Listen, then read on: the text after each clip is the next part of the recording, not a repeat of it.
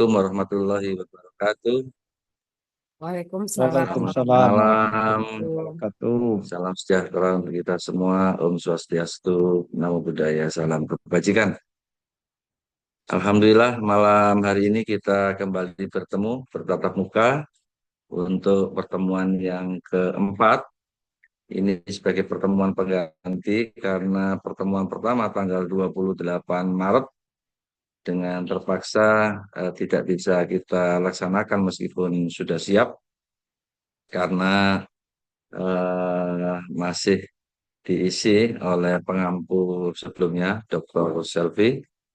Kemudian disepakati supaya tidak mengganggu jadwal untuk yang minggu depan atau Sabtu depan, nanti Dr. Zaini kalau nggak salah dari Mula Warman yang akan mengisi. Maka kemarin kami sepakati dengan eh, Prodi Mas Hari untuk kita lakukan setelah kesepakatan dengan Ibu Bapak pada malam ini, hari Selasa tanggal 21 ya. Oleh karena itu, tentu saja malam ini kita maksimalkan pertemuan kita untuk nanti kita laksanakan sedikit pendalaman. Selanjutnya kita akan mencoba memberi kesempatan kepada Ibu dan Bapak untuk menyampaikan hasil atau tugas yang sudah dikerjakan, sudah dikirim. Saya mengingatkan tinggal Pak Pandu ya yang belum mengirim, saya tunggu. Kemudian nanti Ibu dan Bapak eh, silakan secara acak untuk menyampaikan apa yang telah direview atas jurnal eh, berskala Scopus untuk kemudian nanti bisa kita bahas bersama. Baik, untuk malam ini tingkat kehadiran eh, saya absen. Yang pertama Pak Ridho Muarif. Hadir Pak Pak, Ridho Muarif hadir Pak. hadir. Ibu Maulida, Hadir Pak. Pak Rusyanto. Pak Rusyanto hadir, Pak. Pak Rusyanto hadir. Pak Muhammad Arif Nur Rahman. Pak Muhammad Arif Nur Rahman. Belum kayaknya. Belum ya. Ibu Melati Dama. Hadir Pak, selamat malam Pak. Malam Bu Melati. Ibu Ayu Dewi Mayasari. Selamat malam, hadir Bapak. Malam Bu. Ibu Dini Zulfiani. Hadir Bapak. Ibu Andi Nur Pratiwi Fatmala. Hadir Bapak, malam Pak. Malam. Pak Pandu. Pak Pandu ada? Oke, hadir. Ya. Pak Rusman. Hadir Pak, iya Pak, selamat malam. Malam Pak Rusman. Pak Arif Esos. Siap Pak, hadir Pak. Pak Arif. Pak Subandi. Hadir, Pak. Ibu Tuti Widiawati. Ya Pak, hadir. Ya, jadi yang belum hadir malam ini belum bergabung Bapak Muhammad Arif Nur Rahman ya. Oke, nanti harapan saya bergabung dan bisa menyesuaikan dengan situasi kita. Pak Arif lagi di perjalanan, Pak Saya Arif. akan, Mohon izin. Pak oh Arif, ya, tadi di perjalanan di pedalaman, Mas Arif. oh ya, Oke, saya akan semoga segera lancar. bergabung. Oke. Ya, ya, oke. Jadi malam ini kalau Sabtu kemarin saya mencoba menjelaskan tentang administrasi kontemporer. Maka malam ini saya mencoba eh, cepat saja pendalaman terkait dengan itu, sehingga menuntaskan terkait dengan materi administrasi kontemporer, dan tentu saja lebih banyak ke hal-hal yang bersifat empirik. Contoh-contoh yang saya pikir nanti bisa menjadi acuan untuk Bapak Ibu pada kesempatan yang akan datang. Silakan Bapak Ibu mencoba mencari, memadukan hal-hal yang ada di sekitar Bapak Ibu, apakah di kampus, apakah di pemerintah daerah, apakah di DPRD, apakah di perusahaan, yang sesuai dengan hal-hal yang menyangkut kaitan dengan administrasi publik, di mana tentu saja saya telah menyampaikan pada kesempatan yang lalu hal-hal tersebut sebagai orang eh, basic ya, basic kita adalah administrasi, maka kita tidak bosan-bosannya akan berbicara tentang paradigma ilmu administrasi mulai era Weberian sampai era-era setelahnya, dan kemungkinan akan muncul lagi teori-teori baru yang mengadaptasi dari situasi yang berkembang. Karena di situasi hari ini sedemikian banyak hal yang menyangkut kebijakan publik yang sedang kita rasakan dalam kehidupan berbangsa dan bernegara, apalagi ketika kita kaitkan dengan geopolitik ya. Geopolitik internasional hari ini sedemikian luar biasa, pengaruh dari Amerika, pengaruh dari Rusia, pengaruh dari negara-negara besar dan negara-negara di Teluk sedemikian luar biasa, menyebabkan hal-hal sangat berkembang cepat, direspon cepat, dan kemudian masyarakat dihadapkan pada situasi di mana kebijakan diambil dan kemudian dampaknya, eksesnya sudah sungguh luar biasa ya. Hal-hal tersebut menjadi dinamika yang sangat dinamis di tengah masyarakat kita. Ambil contoh terkait dengan kebijakan kenaikan harga BBM yang sedemikian luar biasa, ini tentu semakin memperburuk situasi ekonomi bagi masyarakat kebanyakan ya, karena semua harga kebutuhan secara efek domino ini meningkat sangat tajam, karena ini adalah core-nya. Ketika BBM sudah naik, maka bisa dipastikan semua barang akan mengikutinya. Tentu saja di sini pemerintah saat ini sudah sangat waspada terhadap inflasi, di mana menjaga daya beli masyarakat untuk semakin lebih bisa mengikuti harga pasar. Sedangkan sementara tentu saja memang situasi yang tidak baik ini tentu saja akan sangat dirasakan dampaknya oleh masyarakat. Baik, kita akan masuk pada yang pertama. Saya coba review, sifatnya adalah pendalaman ya. Pendalaman tadi saya sebutkan, di mana administrasi kontemporer itu saya padankan secara empiris dengan hal-hal yang ada di lapangan hari ini. Bisa dibuka? Masih belum diberi akses, Pak, sama hostnya. Oh, Saya masih konfirmasi ke Pak Pandu. Pak Pandu,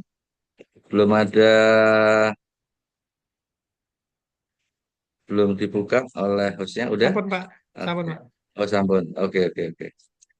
Baik, jadi eh, oke. Eh, Kaitan dengan ini, coba saya akan ingatkan lagi kepada Ibu Bapak semua bahwa berbicara tentang administrasi publik kontemporer. Sebenarnya kita sedang melihat bagaimana pemerintah merespon dunia yang semakin kompleks, yang semakin cepat, dan semakin kompetitif. Perubahan teknologi yang cepat tersebut, dinamika politik yang tidak stabil, geopolitik yang mempengaruhi yang tadi saya sampaikan, dan tentu saja tuntutan transparansi membuat model birokrasi lama sudah tidak cukup beradaptasi lagi. Secara teoritis kita melihat tuntutan transparansi membuat model birokrasi lama sudah tidak memungkinkan ya, sehingga pergeseran dari birokrasi Weberian itu menuju governance yang lebih fleksibel, karena kita sama-sama tahu bahwa birokrasi Weberian ini kan kaku, rigid, maka kemudian kita menuju governance yang fleksibel dan kolaboratif.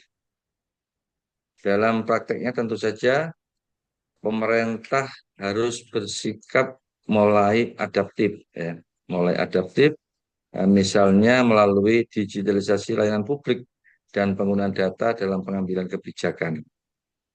Jadi alternatif publik sekarang tidak hanya soal aturan, tetapi juga soal kemampuan beradaptasi, berkolaborasi, dan merespon perubahan yang sangat cepat dan dinamis tadi itu. Sambil contoh adalah begini. Transformasi layanan publik melalui aplikasi digital di ibu kota ya, di Jakarta, itu menunjukkan bagaimana pemerintah beradaptasi dengan kompleksitas modernisasi. Melalui integrasi layanan berbasis aplikasi, masyarakat dapat mengakses berbagai layanan secara cepat. Hal ini mencerminkan pergeseran dari birokrasi Weberian menuju digital governance yang lebih responsif dan adaptif. Nah, di sini mau tidak mau, suka tidak suka, masyarakat harus menyesuaikan dengan itu. Di mana karena ini sudah menyangkut kebutuhan masyarakat akan layanan yang sangat cepat, yang mudah, dan tentu saja yang murah. Maka birokrasi yang ada di Jakarta tentu harus merespon itu. Bahkan tidak hanya birokrasi, tetapi juga sektor-sektor swasta harus menyesuaikan dengan itu. Kecepatan itu akan sangat berdampak terhadap keinginan masyarakat untuk memperoleh layanan yang bagus. Nah, oleh karena itu tentu saja kalau tidak segera dilakukan perubahan-perubahan terkait dengan layanan yang sifatnya aplikasi-aplikasi semua sektor, maka bisa dipastikan masyarakat akan merasa tidak terlayani dengan baik. Oleh karena itu, tentu saja ini akan berkembang tidak hanya di ibu kota, tetapi juga kemudian terus akan berkembang ke provinsi-provinsi lain sampai ke ujung di Aceh maupun di Papua. Saya pikir semuanya akan masuk ke pintu itu, tetapi tinggal kecepatannya yang harus kemudian disesuaikan. Nah, ketika birokrasi di kabupaten kota yang ada di Jawa maupun di luar Jawa cepat merespon itu, bisa dipastikan maka perkembangannya tidak akan terlalu jauh dengan yang ada di ibu kota. Maka kemudian perkembangan teori administrasi itu menunjukkan perjalanan panjang dari pendekatan yang sangat struktural menuju pendekatan yang sangat dinamis yang tadi saya sampaikan. Dahulu pendekatan klasik sangat menekankan hierarki dan efisiensi, tapi sekarang sudah berkembang ke arah yang lebih reflektif. Misalnya, New Public Management fokus pada efisiensi dan kinerja. Sedangkan New Public Service itu lebih menekankan kepada partisipasi masyarakat. Di sisi lain, governance teori memperluas perspektif dengan melibatkan aktor non-negara. Maka secara empiris tidak ada satu model yang dipakai secara tunggal, karena setiap negara biasanya mengkombinasikan, ya, mengkolaborasikan pendekatan tersebut sesuai dengan kondisi politik, sosial, dan budaya mereka masing-masing. Ini minggu lalu sudah saya singgung, dan malam ini saya hanya meng-highlight saja.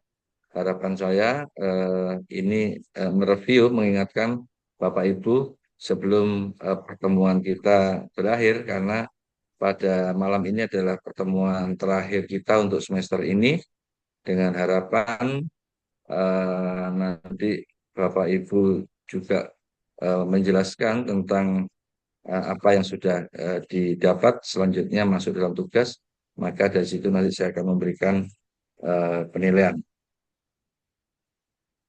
Oleh karenanya, secara umum perkembangan teori administrasi saya pikir sudah bisa dipahami oleh Ibu Bapak sekalian, maka secara cepat saja saya akan pendekatan governance, pendekatan new public management, pendekatan new public service, saya pikir kita sudah cukup memahami karena sudah berulang-ulang detailnya kemarin saya jelaskan kepada Ibu sekalian. Next. New public management, saya pikir next. New public service, next. Saya ingin meng-highlight tentang digital governance yang kemarin juga sebenarnya sudah saya jelaskan, tetapi akan saya garis bawahi bahwa digital governance ini merupakan bentuk transformasi administrasi publik berbasis teknologi informasi. Secara teoritis, konsep ini mencakup e-government ya, dan smart governance yang bertujuan meningkatkan efisiensi dan transparansi. Dalam prakteknya kita bisa melihat implementasinya melalui layanan online, integrasi data antar lembaga, hingga penggunaan big data dalam pengambilan kebijakan. Namun balik semua itu masih ada tantangan besar seperti kesenjangan digital dan keterbatasan kapasitas sumber daya manusia. Jadi, digitalisasi bukan hanya soal teknologi, tetapi juga kesiapan untuk menggunakannya secara optimal dan merata. Di kesempatan lalu saya juga sudah menjelaskan tentang Span Lapor, ya, platform Span Lapor di level nasional, dan di level kabupaten saya kemarin menyampaikan contohnya adalah kaitan dengan Wadul Guse, gitu ya. Wadul Guse yang hari ini sangat-sangat di Jember, ya itu ya. Wadul Guse yang sangat-sangat digemari, bahkan dinikmati oleh masyarakat Kabupaten Jember. Apa-apa diwadulkan, apa-apa dilaporkan, semua hal, ya, semua hal. Urusan orang sakit, urusan orang kelaparan, urusan orang kena bencana, urusan orang, wah, macam-macam semua persoalan. Dan ranking tertinggi adalah kaitan kebutuhan layanan dasar. Apakah itu di bidang pendidikan, apakah di bidang kesehatan, apa di bidang infrastruktur. Ini yang menduduki rekor tertinggi keluhan wadulan masyarakat kepada Bupati Jember misalnya. Tetapi ini adalah salah satu pintu keran yang dibuka oleh Bupati Jember untuk memberikan ruang kepada masyarakat bertanya. Di situ muncul transparansinya, di situ muncul di mana masyarakat ada bisa jadi benar, ada bisa jadi tidak benar juga. Dalam arti data-datanya tidak terdukung di situasi itu. Tetapi persoalannya adalah masyarakat mampu untuk mengeluarkan unek-uneknya dengan kemudian Bupati membuka layanan melalui Wadul Guse. Dan sekarang berkembang dalam bentuk layanan dialog langsung melalui layanan YouTube, layanan medsos yang lain, dialog interaktif yang kemudian langsung semua persoalan langsung dijawab. Semua persoalan langsung dijawab itu. Ada dijawab dalam arti kata dijelaskan, tetapi ada juga dijawab dalam arti kata di situ langsung problem solvingnya selesai. Kemudian tentu saja di situ yang diperlukan adalah bagaimana kemudian di sini pemerintah daerah, di sini pemerintah mampu misalnya memanfaatkan teknologi informasi dalam tata kelola pemerintahan, teknologinya mampu, anggarannya ada, dan tentu saja penyiapan SDM-nya. Karena tanpa kesiapan SDM tentu jadi persoalan, ya, jadi persoalan. Maka sangat-sangat logis hari ini ketika pemerintah kemudian mengeluarkan kebijakan memasukkan P3K maupun P3K paruh waktu yang itu diprioritaskan dari tenaga honorer, baik yang dulu ada K2, ada K1 dan seterusnya, itu sedikit banyak bisa jadi satu sisi mengakomodasi kepentingan SDM yang sudah kadung masuk, sudah kadung mengabdi, maka diakomodasi. Tapi di sisi yang lain, mereka rata-rata tidak melek teknologi.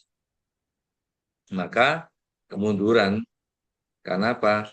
Karena yang fresh graduate, yang baru-baru lulus, yang udah melek teknologi, itu tidak dapat kesempatan masihan. Atau dapat kesempatan sangat sedikit, karena masih harus mengakomodasi semua tenaga-tenaga yang tadi saya sampaikan, P3K paruh waktu dan seterusnya. Maka disitulah nanti perlu dikolaborasikan bagaimana kesiapan SDM ini harus dipacu supaya ketika teknologi ada biaya, ada anggaran untuk itu, maka pada kesempatan berikutnya mereka juga sudah harus mampu. Kalau tidak mubazir juga gitu ya. Saya ingin meng-highlight kaitan dengan pendekatan kelembagaan karena ini penting sekali, di mana teori kelembagaan itu pasti berbicara tentang norma, aturan, budaya, dan yang dapat mempengaruhi organisasi publik. Maka tentu saja pendekatan kelembagaan itu akan dapat membantu kita ya untuk memahami bahwa organisasi publik tidak hanya dipengaruhi oleh aturan formal, tetapi juga oleh norma dan budaya. Secara teoritis, tiga pilar utama yaitu regulatif, normatif, dan kognitif yang membentuk legitimasi institusi. Dalam prakteknya, organisasi publik sering mengalami isomorfis, yaitu kecenderungan untuk apa ya, itu kecenderungan isomorfis itu untuk menjadi seragam ya, karena tekanan lingkungan ya, karena tekanan lingkungan. Namun tetap saja konteks lokal memainkan peran penting. Artinya begini, artinya meskipun ada tekanan global atau nasional, setiap daerah tetap memiliki karakteristik unik yang dapat mempengaruhi bagaimana kebijakan diimplementasikan.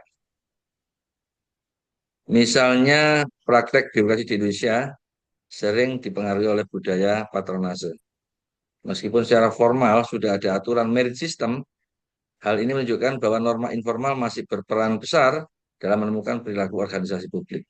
Ambil contoh yang lagi trending hari ini, misalnya ketika Bupati Kabupaten Malang ya itu melantik putra kandungnya untuk menjadi kepala dinas lingkungan hidup. Kalau kita pelajari, kita lihat dari data-datanya sebenarnya sesuai merit system karena anaknya juga secara kepangkatan, anaknya secara skill itu memang sudah ada di posisi atau udah kerja di dinas lingkungan hidup pada level mulai dari level bawah sampai menjadi PLT. Ketika ada open bidding, anaknya ikut tes, Maka ya kalau mungkin bisa jadi memang memenuhi syarat secara merit, betul-betul dia memenuhi syarat kayak gitu. Cuma ketika yang bersangkutan kepilih, setelah itu dilantik oleh bapaknya sendiri, tentu publik itu menangkapnya dari sisi yang negatif. Bagi kita orang-orang pemerintahan ya kadang-kadang melihat lah udah emang dia ada di situ, kecuali dia skillnya nggak ada, dia nggak ada pengalaman kerja di situ, pangkatnya belum memenuhi, ya tentu berarti ada spoil system di situ. Berarti karena kedekatan patronase tadi itu karena faktor bapaknya dan seterusnya. Tetapi itu nggak bisa dihindari. Patronase itu bisa karena faktor langsung garis keturunan atau karena faktor AMPI, anak, mantu, eh, apalagi itu ponakan, istri, nah itu bisa jadi karena ada juga yang misalnya kasus di Ponorogo ketika sekdanya yang saat ini sedang ada masalah di KPK, itu istrinya juga main atau masuk di OB dan kepilih yang mana ketua panselnya adalah sekdanya sendiri. Nah, tentu itu juga hal yang uh, ada di persimpangan antara spoil dan merit system. Maka tentu saja ya kita pada situasi itu harus menyesuaikan atau melihatnya secara fair. Berikutnya saya ingin menggarisbawahi kaitan kondisi empiris global yang minggu lalu ini belum saya sampaikan, bahwa tentu saja secara global administrasi publik menghadapi berbagai tantangan besar seperti krisis ekonomi, perubahan iklim, dan pandemi. Dari sisi teori, kondisi ini mendorong pentingnya governance global dan kolaborasi lintas negara.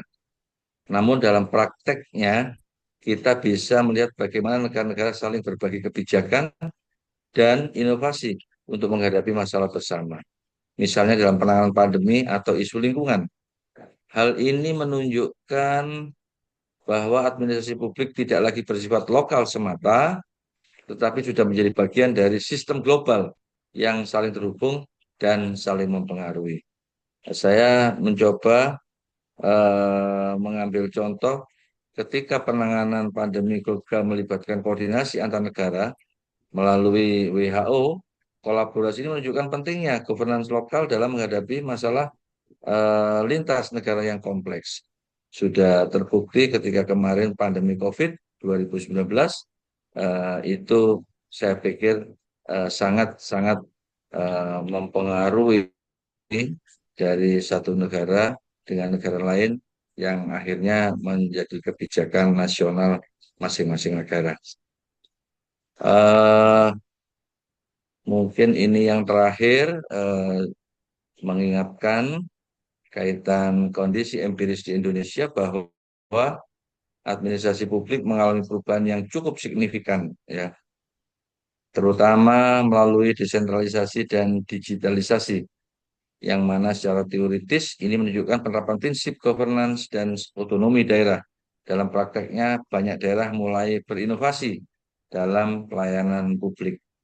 Namun, tantangannya masih cukup besar, seperti birokrasi yang belum sepenuhnya efisien, masalah korupsi yang belum juga menemukan titik cerahnya, dan tentu saja ketimpangan kapasitas antar daerah yang tadi saya sampaikan di depan tentu berbeda kecepatannya dalam menerapkan suatu kebijakan menyangkut teknologi informasi misalnya, yang mana dalam implementasinya meskipun arah reformasi sudah benar, tetapi implementasinya masih perlu diperkuat, terutama hal yang menyangkut integritas dan kapasitas kelembagaan. Maka tentu saja di situasi itu minggu lalu sudah saya terangkan bagaimana di Banyuwangi digitalisasi layanan menunjukkan kemajuan, itu bagian dari reformasi birokrasi. Tetapi keterbatasan infrastruktur dan kapasitas SDM di daerah yang lain tentu tidak bisa secara langsung menyamai apa yang ada di Banyuwangi. Tahapan-tahapannya itulah yang terakhir. Ini sintesis dan implikasi adalah eh, pendalaman terakhir yang ingin saya sampaikan. Kalau kita lihat secara keseluruhan, tidak ada satu teori administrasi yang bisa menjawab semua persoalan secara teoritis. Dibutuhkan sesuatu, ya dalam hal ini adalah integrasi berbagai pendekatan, seperti halnya NPM, NPS, governance, yang dalam prakteknya keberhasilan administrasi publik sangat bergantung pada kemampuan beradaptasi dengan konteks lokal dan global. Sehingga pentingnya kolaboratif governance sebagai pendekatan yang mampu menjembatani berbagai kepentingan dalam tata kelola publik yang kompleks. Sebagai contoh, integrasi NPM, NPS, dan kolaboratif governance dalam kebijakan desa digital. Ini menunjukkan bahwa pendekatan hybrid lebih efektif. Saya contohkan di Jember kemarin, Desa Sidomulyo, Kecamatan Silo, itu mampu untuk mengkolaborasikan menjadi desa digital dalam layanan administrasi publik, di mana desa memberikan layanan yang sangat cepat, mudah, dan bisa diakses oleh masyarakat. Dan masyarakat akhirnya menjadi melek teknologi, mau tidak mau mereka belajar, layanan-layanan semuanya dilakukan menggunakan teknologi informasi. Sehingga akhirnya implikasinya pemerintah harus mengembangkan model tata kelola yang fleksibel, yang adaptif, dan berbasis kolaborasi untuk menghadapi kompleksitas kebijakan publik. Nah, itu di awal perkuliahan malam ini yang ingin saya ingatkan kembali, lebih saya perdalam, dan saya highlight dengan harapan poin-poin kunci ini yang menjadi catatan Ibu dan Bapak di dalam rangka mengarungi pelajaran atau materi tentang perbandingan administrasi publik ini. Dengan demikian, maka harapannya Ibu Bapak melewati semester ini dengan mendapatkan pengantar-pengantar tentang administrasi, tentang berbagai hal menyangkut kaitan dengan paradigma administrasi. Ini tentu akan menambah pengayaan Ibu dan Bapak sekalian. Oleh karena itu, kesempatan berikutnya mungkin Ibu Bapak mau sebelum masuk ke penyajian dari Ibu Bapak terkait dengan tugas mempresentasikan, mungkin ada perlu kita discuss, ada hal-hal yang ingin disampaikan, saya persilahkan.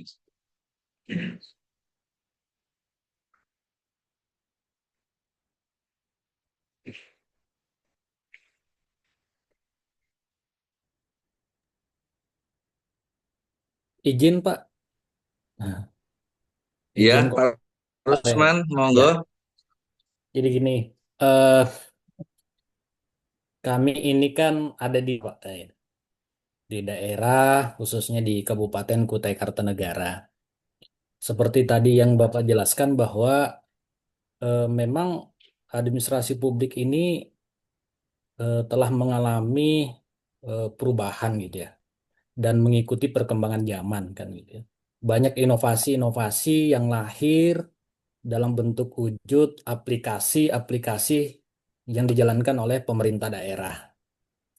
Tetapi kalau melihat di lapangan ini Pak, kami ini kan daerahnya terbagi-bagi Pak. Masyarakat kami itu ada yang di wilayah pesisir, ada di wilayah hulu Pak ya, di wilayah hulu dan tengah gitu. Budaya masyarakat di wilayah hulu ini tentu bicara pendidikan masih minim. Yang biasanya pendidikannya bagus itu ada di wilayah tengah gitu.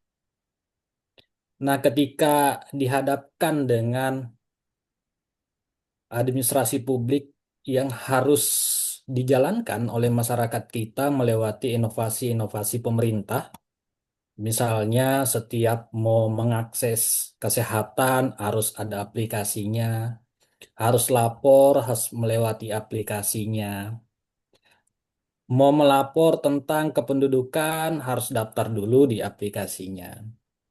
Sementara mereka-mereka ini dalam hal ini belum tapi bisa untuk menggunakannya atau bahkan mereka itu terkadang itu nggak mau mengikuti perkembangan itu gitu.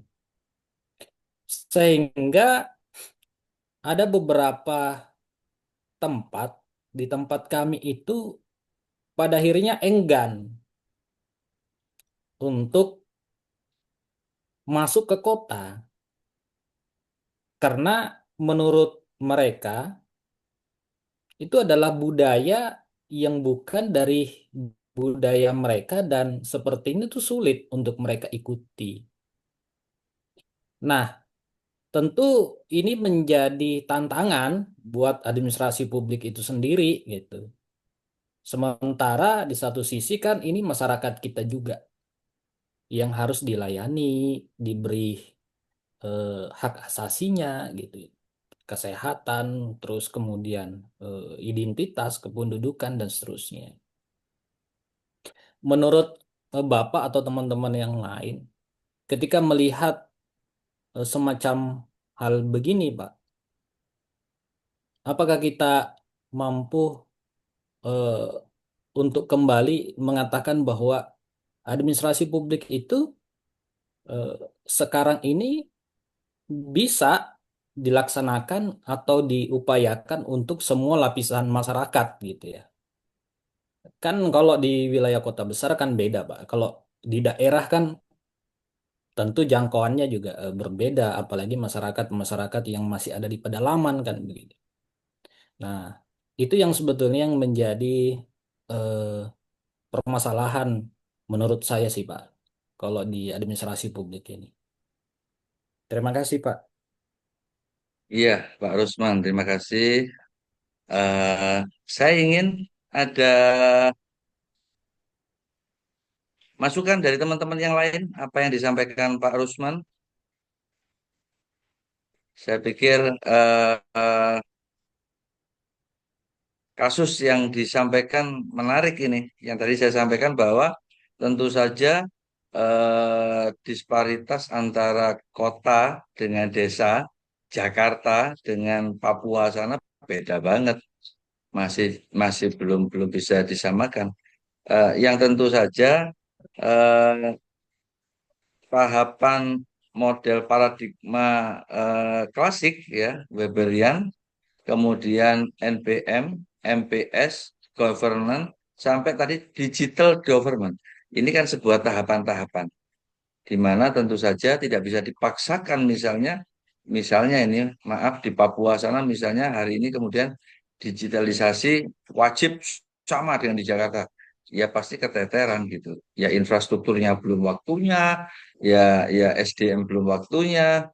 Kalau anggaran saya yakin banyak di sana kan dana otsusnya lebih besar daripada kita. Tapi persoalannya adalah di kemampuan, skill maupun apalagi kalau udah bicara budaya tradisi.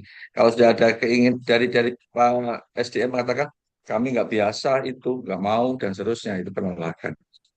Silakan, saya ingin kita discuss saja, tidak top down bottom up, tetapi juga secara horizontal. Saya minta dari teman-teman yang lain mungkin ada yang berpendapat atas kasuistik yang disampaikan Pak Rusman tadi. Silakan.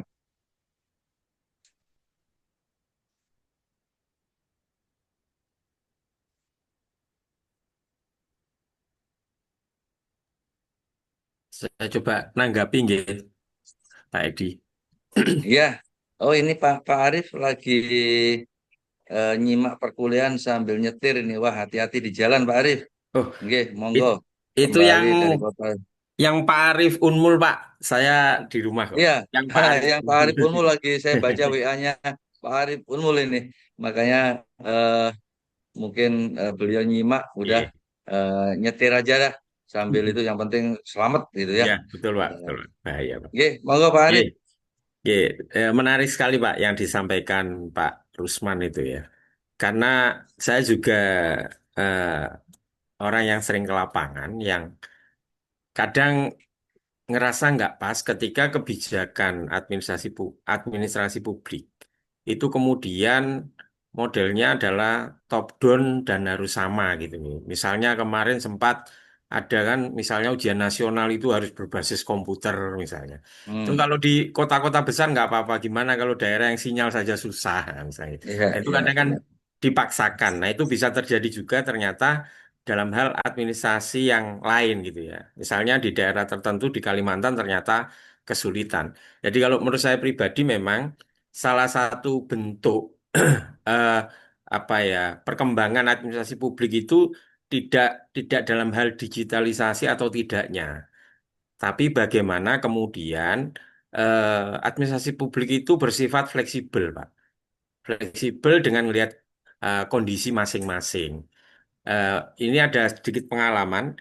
Dulu ketika saya bantu di Provinsi Jatim terkait dengan pelayanan Samsat, itu kan mi, apa ada kebijakan bahwa Samsat itu kan hanya di pelayanan di Samsat-Samsat saja. Kemudian kita ada usulan bagaimana kalau mendekatkan layanan itu seperti yang di Jember, Pak. Misalnya pelayanan itu langsung turun ke bawah.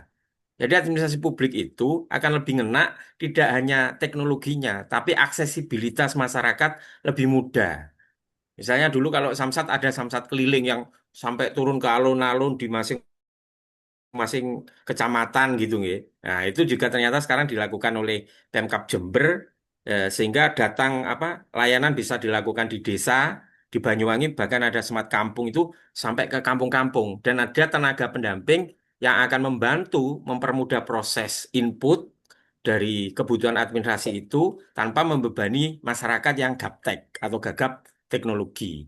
Intinya administrasi publik yang menurut saya lebih pas itu yang fleksibel melihat kondisi masyarakat, sehingga yang penting aksesibilitasnya lebih mudah dan lebih bisa tidak mempersulit gitu ya di masyarakat pengguna. Mungkin itu sih Pak pemikiran saya. Terima kasih Pak Edi. Oke, terima kasih Pak Arif. Eh, yang lain ada ingin berpendapat?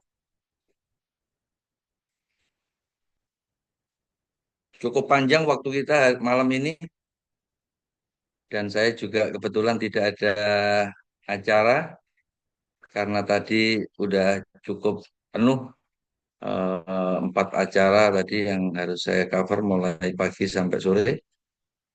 Maka malam ini saya pikir dengan catatan teman-teman yang dari Kalimantan nggak terlalu malam ya. Ntar angkat tangan aja kalau Budi ini Pak terlalu malam ini Pak udah ngantuk gitu ya udah kita selesaikan aja udah gitu ya. Eh, tapi intinya adalah tadi yang disampaikan Pak Arif betul. Yang penting fleksibilitas. Persoalan-persoalan hari ini seringkali kemudian ketika sentralistik kemudian kebijakan itu berlaku sama antara Aceh, Papua, sampai kita yang di Jawa itu pasti bisa bisa nggak bisa dilaksanakan dengan baik. Persoalan-persoalan di level Jember saja yang notabene kita punya 31 kecamatan. Saya ketika jadi kepala dinas pendidikan dulu saat musim COVID. Jadi 2000 saya jadi kepala dinas pendidikan 2018 2020. Jadi eh, problemnya adalah semuanya menggunakan daring. Masalahnya adalah anak-anak tidak terbiasa itu. Guru-guru tidak terbiasa itu. Ketika kemudian mereka dihadapkan harus melakukan itu, maka muncul persoalan. Gurunya tidak siap, anaknya tidak siap, orang tuanya tidak siap. Ada orang tua yang siap dengan pulsa cukup, ada orang yang tua yang siap tapi tidak punya pulsa, kemudian anaknya jadi, oh pokoknya banyak banget problemnya itu. Nah, maka sampai kemudian kita membuat kebijakan misalnya sekolahnya tetap ya mau tidak mau harus gurunya yang kita minta untuk mendatangi anak-anak itu di rumah masing-masing. Capek gurunya, tetapi itu dalam rangka transfer of materi itu betul-betul bisa masuk. Kalau enggak ya udah bisa jadi anak-anaknya betul-betul nggak mendapatkan materi yang cukup kaitan dengan pelajaran sekolah. Nah, persoalan itu sudah kita rasakan 2 tahun di masa pandemi COVID itu berakibat katanya ada lost generation kan begitu. Artinya iki gak tahu sekolah, moro-moro wis kelas telu. Iki gak tahu moro-moro wis lulus kuliah. Itu terjadi situasi itu dan ternyata dampaknya luar biasa sekali. Secara kualitas memang memang kelihatan ada yang lost lah begitu. Monggo silakan. Siapa? Bu Andi mau berpendapat silakan.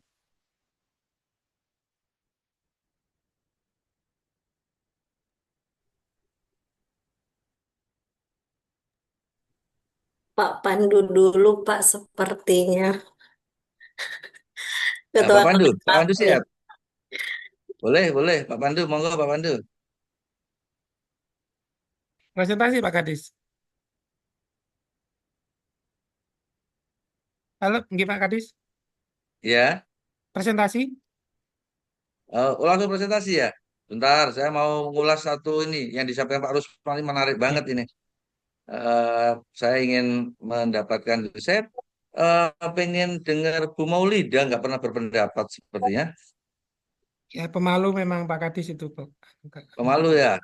Oke. Iya, ketemu saya di Visip aja malu beliau. Saya tanya katanya nanti pada saatnya Bapak akan tahu siapa saya jadi gitu katanya. Nah sekarang Bu Maulida, Bu Maulida mana Bu Maulida? Bu Maulida masih monitor? Izin, Pak, nggak apa-apa saya aja daripada tambah jauh lempar-lempar. Iya iya Bu Andi silakan Bu Andi. Izin, izin Soalnya sekarang menjawab. hari Kartini loh ya. Oh Maka iya, betul, ibu-ibu saya Pak. pengen dengar Iya, suaranya betul. ini. Saya dari pagi tadi udah sama staf saya suruh pakai busana kebaya semua. Kita foto, kita yel-yel, semangat Kartini, tangguh, tangguh, tangguh. Wah, gitu tadi itu makanya eh, ini udah dua, Pak Rusman, Pak Arif, Pak Pandu udah bersuara. Ini para Kartininya ini saya harapkan malam ini bersuara juga ini. Silakan Bu Andi. Izin, Pak.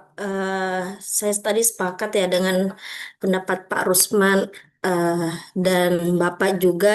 Jadi saya langsung keingat nih Pak dengan apa daerah Papua gitu, salah satu yang masih terpencil. Kalau kita tarik lurus dari konteks diskusi yang tentang one size fit. Jadi di Papua itu atau wilayah lain yang konteksnya sangat berbeda seperti dengan daerah 3T ada beberapa poin yang penting yang muncul dari temuan kajian dan studi empiris yang sangat kontekstual terhadap yang ada di Indonesia. Misalnya kesenjangan infrastruktur dan akses digital itu benar-benar ya ada begitu atau real. Jadi wilayah seperti Papua menghadapi kesenjangan infrastruktur digital yang jauh lebih besar dibandingkan dengan pusat pemerintahan di Jawa atau kota besar lain. Nah, faktor ini bukan sekedar kurangnya bandwidth atau jaringan, tetapi juga masalah perangkat eh, baik itu misalnya listrik atau kemampuan jaringan jaringan lokal untuk sustainable operation. Jadi hal yang menjadi hambatan awal sebelum pemerintahan digital bisa berjalan efektif di lapangan. Terus bisa juga kita lihat dari segi SDM dan literasi digital yang masih dalam tahap awal. Jadi resistensi terhadap digitalisasi itu seringkali bukan hanya karena kurangnya suatu keinginan, tapi karena uh, readiness gap-nya yang sangat nyata. Jadi ASN itu di daerah terpencil sering, tunggu lupa, mikir, sering belum terbiasa bekerja dengan aplikasi digital yang kompleks. Terus ada gap literasi digital antara generasi yang lebih tua atau mohon maaf lebih senior gitu kata ininya. Lebih senior dan yang lebih junior, dan banyak aparat yang belum punya kapasitas untuk merawat atau mengembangkan dari suatu sistem itu sendiri.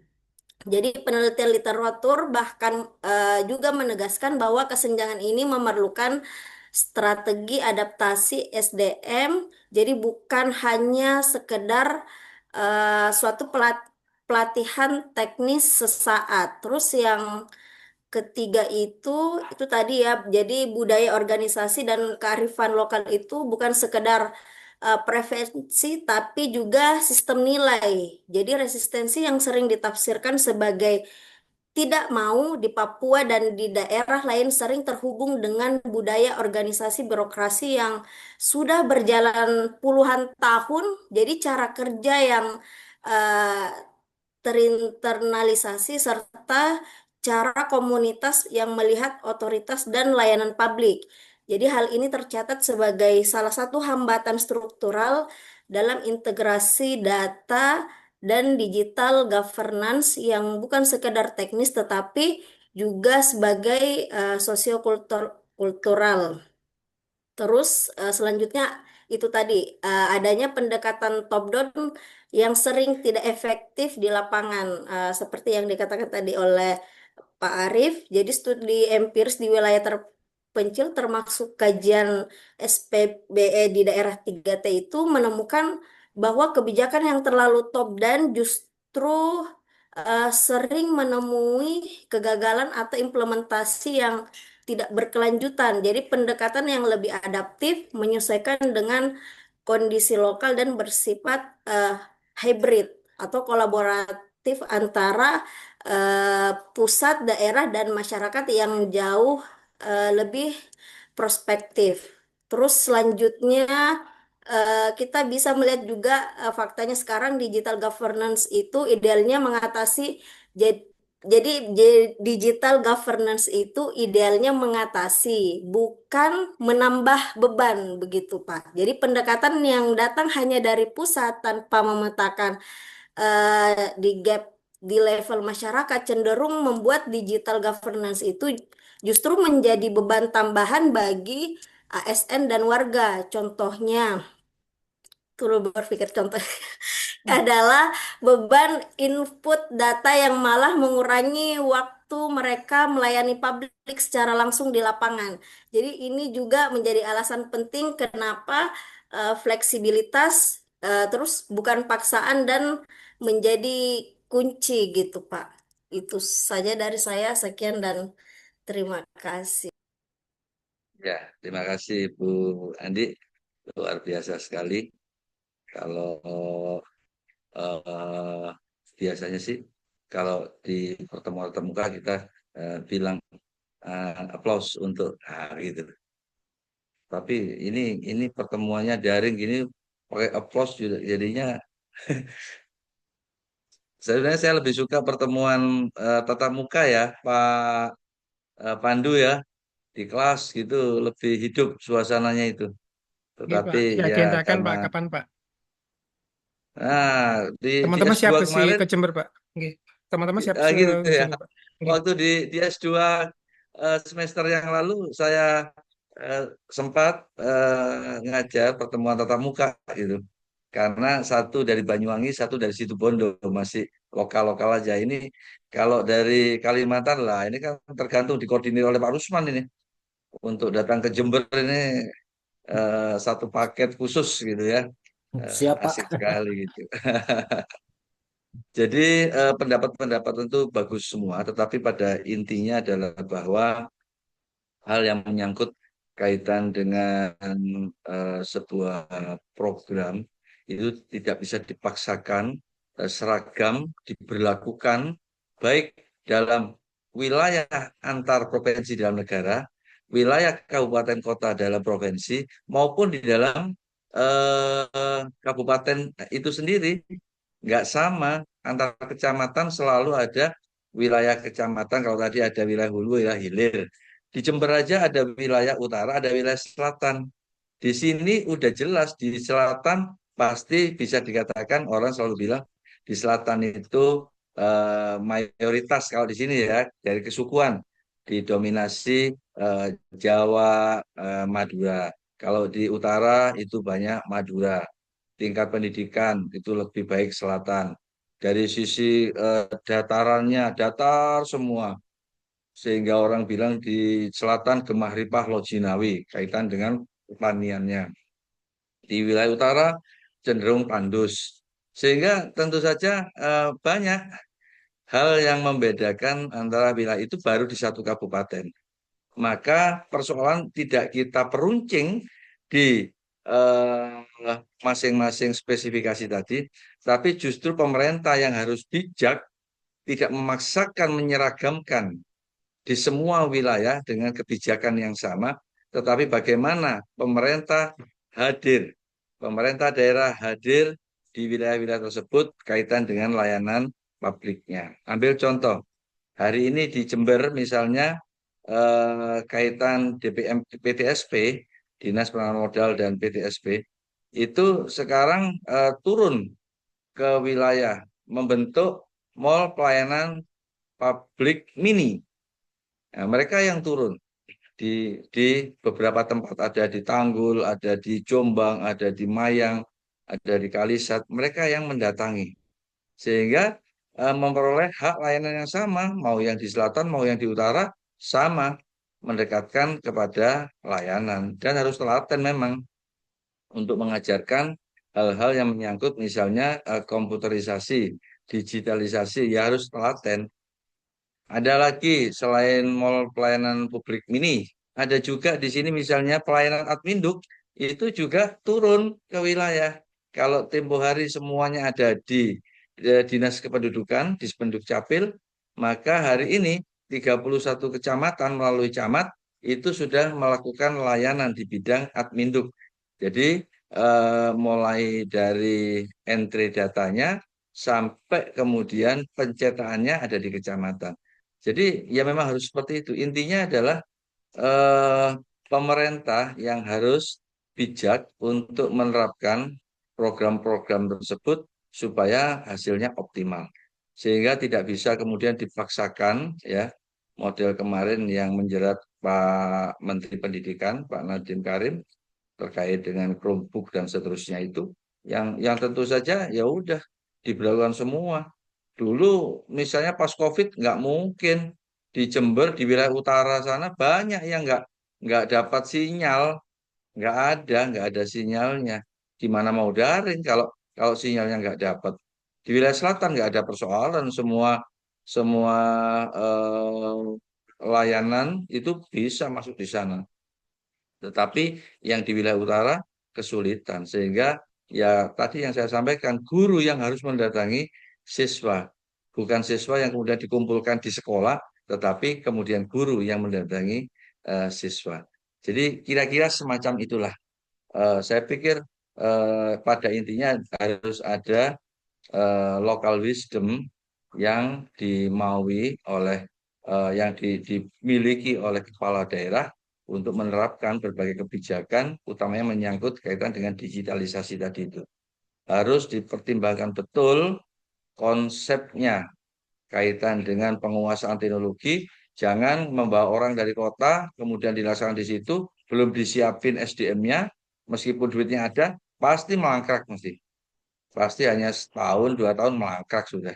Memang kelihatan bagus, tapi nggak akan bisa dieksekusi oleh itu. Apalagi kalau kemudian pelaksana-pelaksananya di era hari ini kepala daerah sangat mudah untuk memindahkan ASN dari satu tempat ke tempat yang lain. Maka yang sudah dilatih IT tiba-tiba aja dipindah ke tempat yang lain. Hari ini aja itu terjadi di hampir semua kabupaten kota. Di Jember juga ada terjadi. Intinya kadang-kadang udah persoalannya menjadi tidak lagi direct and on direct place, tapi karena urusan like and dislike aja.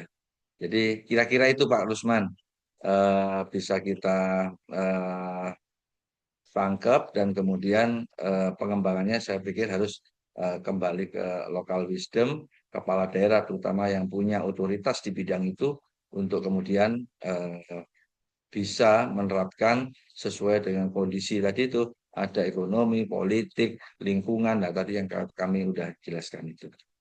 Gitu ya. Baik, tadi Pak Ketua Kelas sudah ngode saya untuk kita segera masuk di tugas.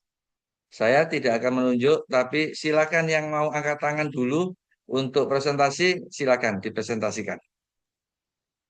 Kak Mel sepertinya Pak Kadis sudah siap. Siapa? Bu Melati dan sudah siap. Bu Melati. Bu Melati Pak Pandu, udah Pak, ketawa udah aja. siap itu, makanya ngusulin.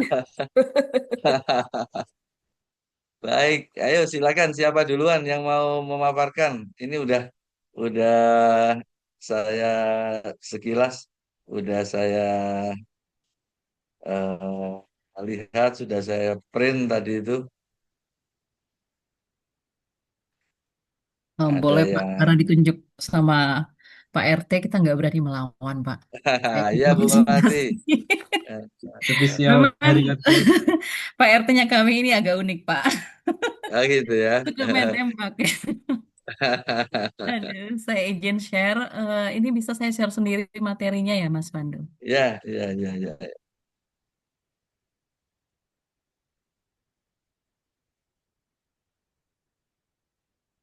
Apakah materinya sudah terlihat? Sudah.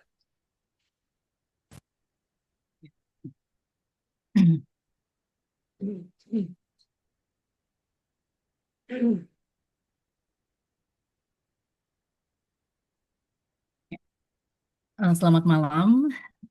Pertama-tama saya ucapkan terima kasih kepada Bapak Dr. Edi Budi. Terima kasih banyak Pak untuk kesempatan yang diberikan kepada saya dan juga Pak RT kami, Mas Pandu. Terima kasih sudah menunjuk ya. Memang Mas Pandu suka ngelihat yang nggak fokus sepertinya Pak.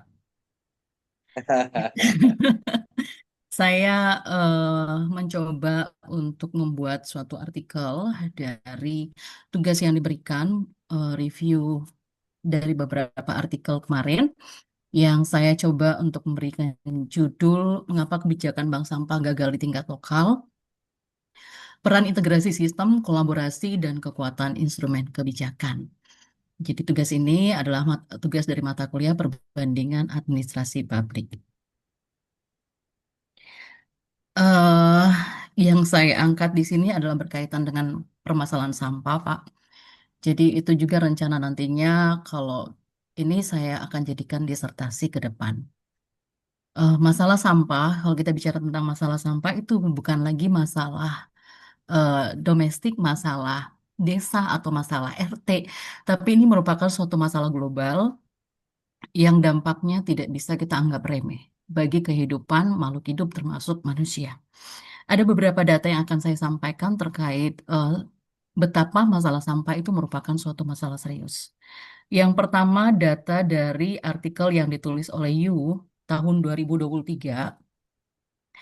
Dalam artikel tersebut disebutkan bahwa eh, dari 1.000 sungai di dunia itu menyumbang 80% sampah plastik yang mengalir ke laut setiap tahun. Jadi luar biasa untuk pencemaran di laut dari artikel You ini disampaikan.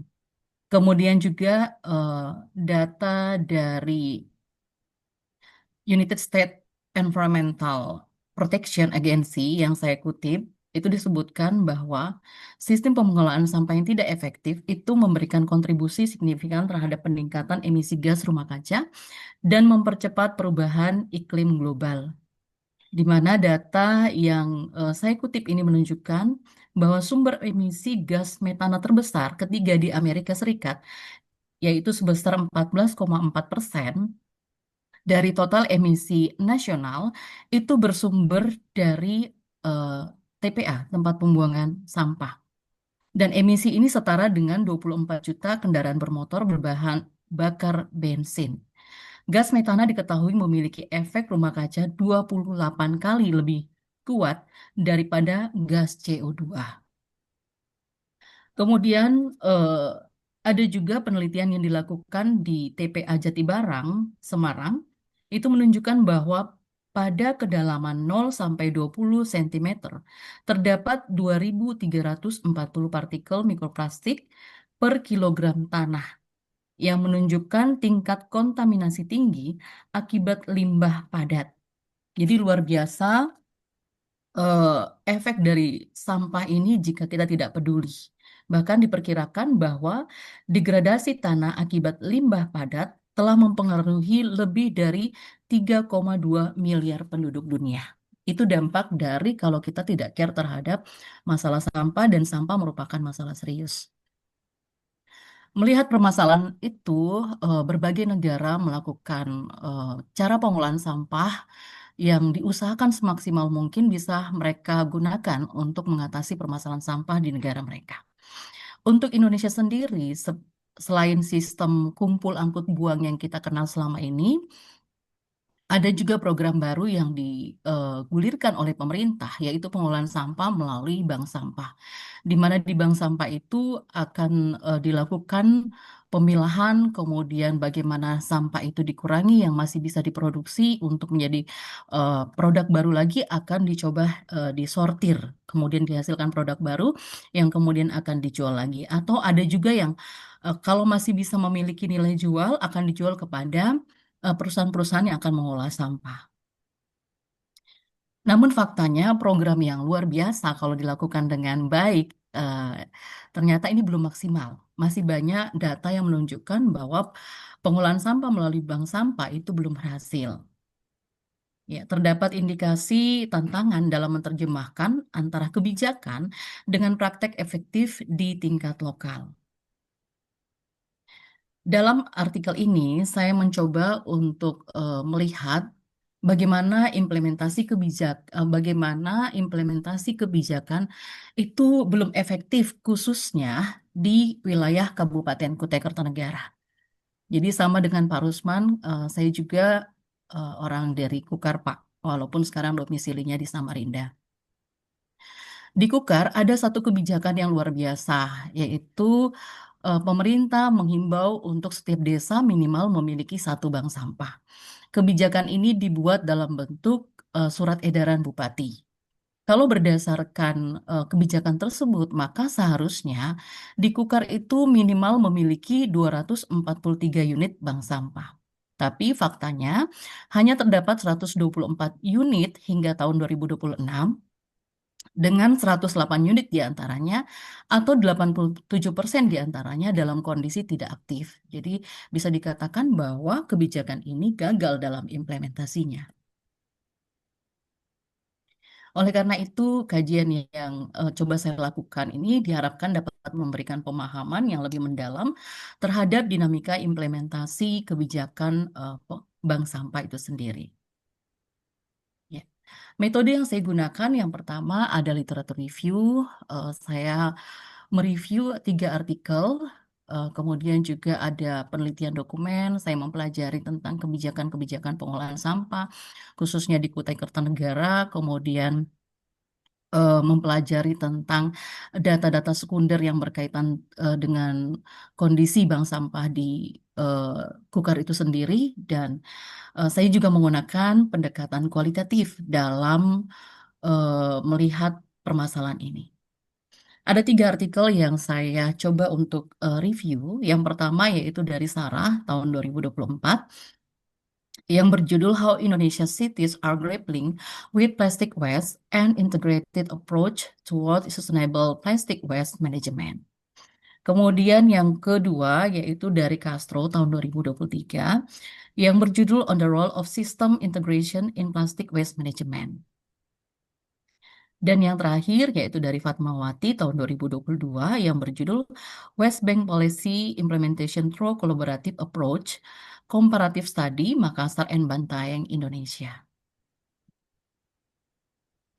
Adapun kriteria artikel yang saya pilih, yang pertama harus mengangkat isu pengolahan sampah atau berbicara tentang kebijakan di lingkungan.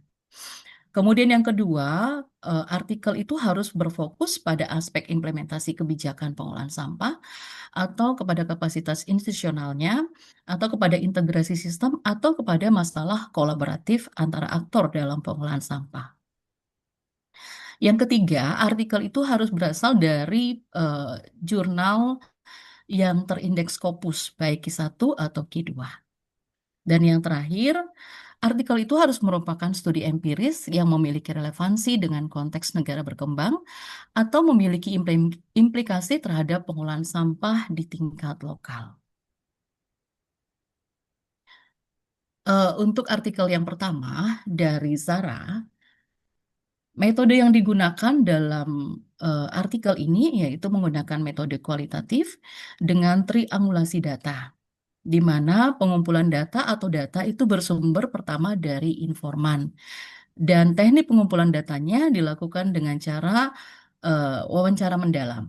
Dan yang kedua adalah pengumpulan data dengan cara observasi, yaitu pengamatan langsung terhadap aktivitas pengolahan sampah.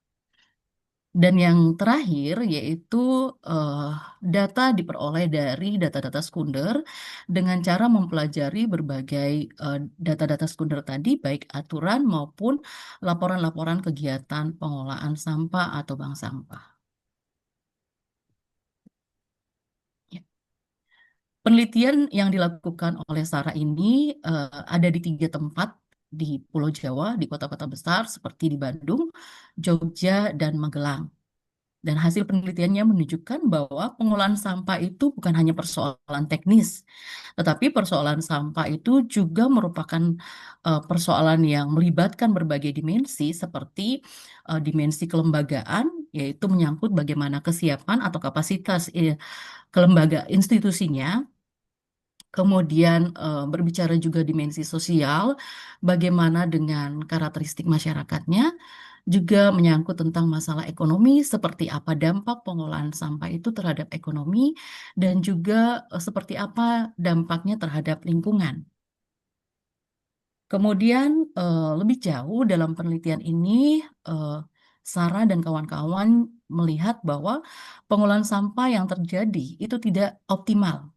Hal ini disebabkan adanya fragmentasi antara aktor yang terlibat, kemudian lemahnya integrasi sistem pengolahan, serta keterbatasan kapasitas kelembagaan yang mengelola sampah tadi, khususnya sampah plastik.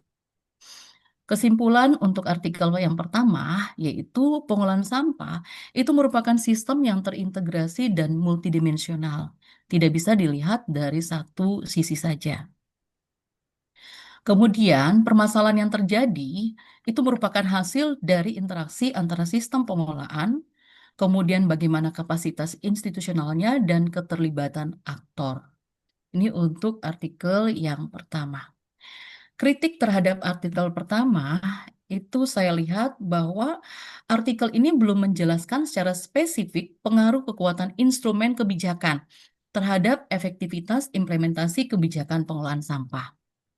Jadi walaupun artikel ini sudah melihat berbagai dimensi, termasuk dimensi kebijakan, tetapi belum berfokus kepada melihat bentuk kebijakannya itu seperti apa. Apakah dia berupa perda atau seperti yang di Kukar, yaitu hanya berupa surat himbauan, dan apakah itu berpengaruh terhadap memberikan efek tekanan kepada daerah-daerah untuk melaksanakan kebijakan tadi. Untuk artikel yang kedua, dari Castro yang berjudul On the Role of System Integration in Plastic Waste Management. Di sini untuk metodenya, Castro menggunakan metode kuantitatif dengan berbasis pada permodelan, yaitu Castro mengintegrasikan berbagai variabel dalam sistem pengolahan sampah dengan mempertimbangkan seperti aspek logistiknya, bagaimana proses pengangkutan sampah itu dari rumah, TPS sampai ke TPA. Kemudian teknologi pengolahannya seperti apa dan dampaknya kepada lingkungan. Jadi model hal yang dilihat oleh Castro, kalau saya gambarkan seperti ini, yaitu melihat integrasi sistem pengolahan sampah dalam proses pengangkutan atau teknis pengangkutan sampah. Mulai dari misalnya dari rumah ke TPS. Ini seperti apa pengangkutannya? Apakah setiap warga secara mandiri mengumpulkan sampahnya atau membawa sampahnya ke TPS atau menggunakan jasa petugas yang dibayar secara kolektif oleh kelompok warga di wilayah tersebut?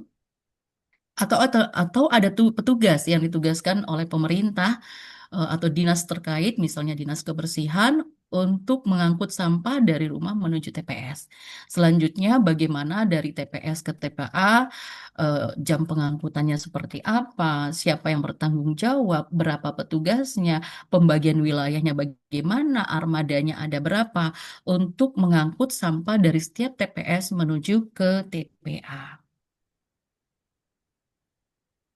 Jadi temuan untuk artikel yang kedua ini yaitu tingkat integrasi sistem sangat berpengaruh terhadap efektivitas pengelolaan sampah.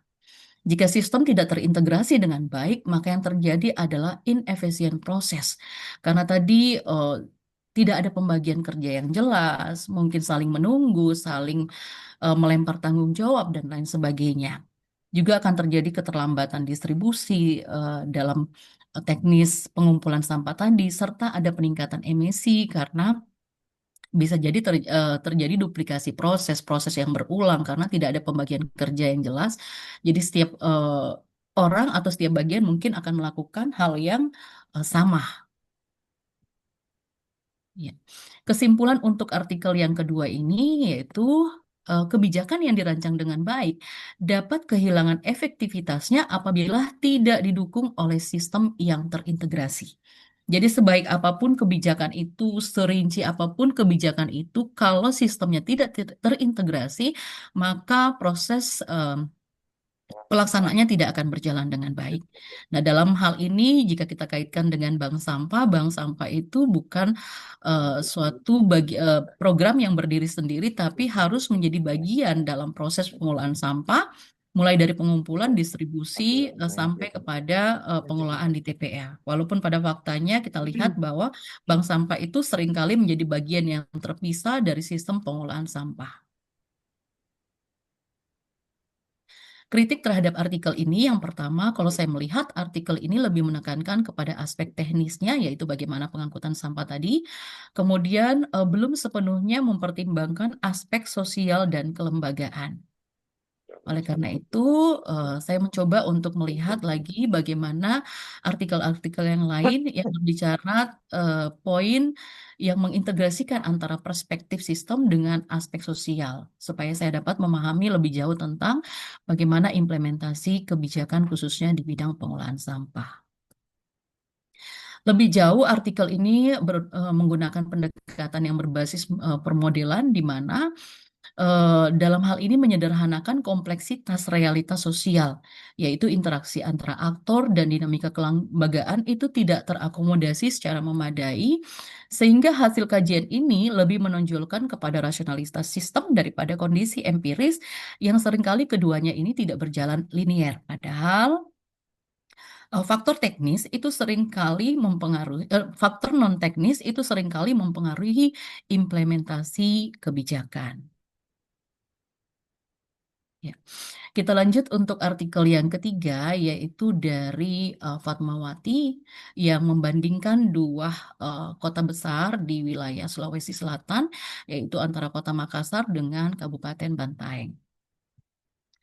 Metode yang digunakan sama dengan artikel pertama, yaitu kualitatif dengan pendekatan studi kasus. Yang pertama yaitu menggunakan sumber datanya dari informan dengan menggunakan sistem pengambilan datanya dengan wawancara mendalam. Kemudian yang kedua yaitu pengambilan data dilakukan dengan observasi, pengamatan langsung di kedua kota besar ini, yaitu di Kota Makassar dan Bantaeng. Dan yang terakhir adalah mempelajari berbagai data sekunder yang berkaitan dengan masalah pengolahan bank sampah di Kota Makassar dan Kota Bantaeng, di Kabupaten Bantaeng. Dalam penelitian ini, Fatmawati lebih menekankan kepada pentingnya pendekatan kolaboratif dalam pengolahan sampah dengan temuan bahwa kolaborasi di kedua kota ini antar berbagai aktor yang terlibat dalam pengolahan sampah itu tidak berjalan dengan efektif, di mana terdapat indikasi ada komunikasi yang lemah antara aktor, terutama dalam pengolahan bank sampah di wilayah Kota Makassar. Sementara untuk Kabupaten Bantaeng itu terlihat adanya partisipasi masyarakat yang sangat kecil atau kurang. Ya.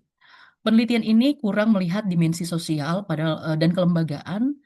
Padahal kalau kita bicara tentang dimensi sosial ini sangat berkaitan atau bisa kita melihat bagaimana kenapa partisipasi masyarakat itu lemah, bisa jadi ada hal-hal yang bisa kita lihat dari sisi dimensi sosialnya.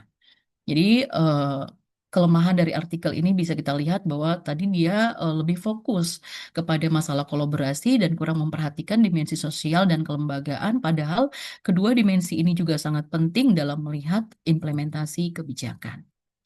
Kritik terhadap artikel ini yaitu lebih memusatkan perhatian pada interaksi antara aktor tanpa mengkaitkan dengan struktur, sistem, dan kapasitas institusi. Hasilnya, analisis yang dihasilkan itu lebih bersifat relasional, sehingga kurang mampu menjelaskan kondisi struktural yang bisa mempengaruhi dinamika kolaborasi. Yang kedua, tidak menjelaskan hubungan kebijakan, sistem pengolahan, dan praktik implementasi, sehingga tidak mampu menangkap keterkaitan secara utuh antara aktor. Kesimpulan untuk artikel ketiga ini, yaitu artikel ketiga ini berhasil menegaskan pentingnya kolaborasi antar aktor yang kedua artikel sebelumnya tidak menjelaskan ke arah sana. Dan yang berikut adalah untuk artikel ini dibutuhkan lagi analisis yang lebih mendalam terkait integrasi, dimensi sistem, dan kelembagaan. Persamaan dari ketiga artikel ini, yang pertama itu bicara tentang pengolahan sampah berarti berbicara tentang masalah kompleks yang dimensional yang tidak dapat dijelaskan melalui satu faktor tunggal. Yang kedua, menyoroti masalah kesenjangan kebijakan dengan praktik di lapangan. Dan yang terakhir, kita berbicara ketiga artikel ini berbicara tentang efektivitas pengolahan sampah tergantung pada kemampuan mengolah keterkaitan antar berbagai aspek yang terlibat. Kemudian perbedaannya, kalau artikel yang pertama itu lebih menekankan kepada pendekatan integratif, yaitu menggabungkan berbagai dimensi dalam satu kerangka analisis yang komprehensif. Ada dimensi kelembagaan, sosial, ekonomi, dan lingkungan. Artikel yang kedua lebih menekankan pada pendekatan sistem, di mana pengolahan sampah dilihat dari sebagai kerangka integrasi antar komponen yang saling terhubung. Dan artikel yang terakhir itu lebih menekankan kepada dimensi kolaborasi yang melihat interaksi antar aktor dalam proses implementasi kebijakan bank sampah.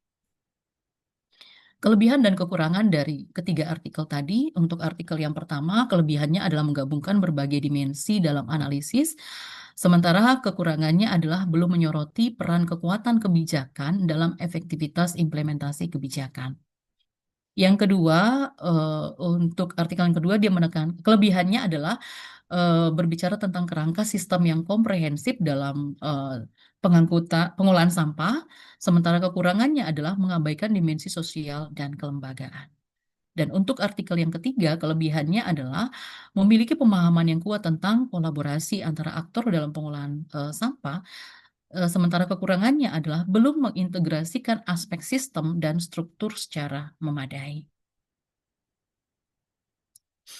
Jadi untuk ulasan ketiga artikel tadi dapat kita lihat bahwa masalah implementasi kebijakan itu tidak ditentukan atau tidak dipengaruhi oleh satu faktor saja, tetapi di sini ada berbagai faktor seperti sistem, kelembagaan maupun kolaborasi yang semuanya itu bisa mempengaruhi dalam proses implementasi kebijakan pengolahan sampah. Kemudian untuk Kabupaten Kutai Kartanegara, seperti di awal tadi saya sampaikan bahwa kebijakannya sangat luar biasa. Kebijakan yang dikeluarkan tahun 2023 itu menargetkan bahwa setiap desa minimal memiliki satu bank sampah, namun faktanya sampai tahun 2026 data terbaru yang saya dapatkan itu hanya terdapat 124 unit bank sampah dengan 108 unit diantaranya atau 87% dalam kondisi tidak aktif. Atau target dari kebijakan ini tidak tercapai, padahal sudah ada kebijakan, tapi kebijakannya baru sebatas berupa surat himbauan yang dikeluarkan dalam bentuk surat edaran bupati. Kemudian faktor lain juga kalau kita melihat wilayah Kabupaten Kutai Kartanegara itu wilayahnya sangat luas seperti yang disampaikan Pak Rusman tadi, dan tidak hanya luas tetapi ada beberapa kecamatan yang dipisahkan oleh Kota Samarinda dengan ibu kota Kukar sendiri. Jadi antara Tenggarong sebagai ibu kota Kukar itu dipisahkan oleh Samarinda dengan kecamatan-kecamatan lain di Kabupaten Kukar. Sehingga kalau kita bicara tentang bagaimana pengolahan sampah menuju TPA, TPA-nya adanya di kabupatennya, di ibu kota kabupaten yaitu di Tenggarong sendiri, akan sulit kalau harus melewati Kota Samarinda, sehingga beberapa kecamatan di Kabupaten Kutai Kartanegara itu melakukan pengolahan sampah secara mandiri dan sebagian besar dalam bentuk konvensional, yaitu membuang sampah sembarangan. Kemudian kolaborasinya lemah, di mana dari informasi yang saya dapatkan kemarin sempat ke DLHK beberapa waktu yang lalu, sistem pembentukan bank sampah itu didasarkan pada inisiatif masyarakat. Jadi tidak ada, walaupun ada kebijakan, tapi ya terserah masyarakat, seperti itu bicara ininya dalam bahasa hariannya, bahwa ya terserah masyarakat. Kalau masyarakat punya inisiatif untuk membentuk, silahkan dibentuk, karena ini adalah suatu pekerjaan volunteer, tidak ada unsur bantuan dari pemerintah atau alokasi anggaran yang dikhususkan untuk pengolahan sampah. Setelah bank sampah terbentuk, seringkali bank sampah ini hanya berdiri sendiri tanpa adanya kolaborasi yang baik dengan pemerintah ataupun pihak-pihak lainnya. Dan yang terakhir, di Kabupaten Kartanegara sendiri terlihat juga bahwa partisipasi masyarakat itu masih rendah dalam pelaksanaan pengolahan sampah melalui bank sampah. Jadi masalah kegagalan kebijakan bank sampah di Kabupaten Kukar ini menjadi suatu masalah yang mungkin nantinya bisa memberikan suatu novelty bagi rencana penelitian saya, karena dari beberapa literatur yang saya telah sampaikan tadi itu fokusnya kepada integrasi dan integrasi sistem dan kolaborasi, sementara ada hal lain yang belum dilihat, yaitu masalah kebijakan yang hanya berupa surat edaran, sehingga daya tekannya, daya dorongnya itu lemah kepada desa-desa atau kecamatan untuk melaksanakan. Jadi rencana saya akan melihat dari sisi instrumen kebijakan tadi, Pak, sebagai peluang novelty saya. Cukup dari saya, Pak, untuk presentasi ini. Terima kasih banyak untuk perhatian yang diberikan. Selamat malam. Malam, aplaus untuk Bu Melati. Ya, terima kasih. Saya izin untuk stop share.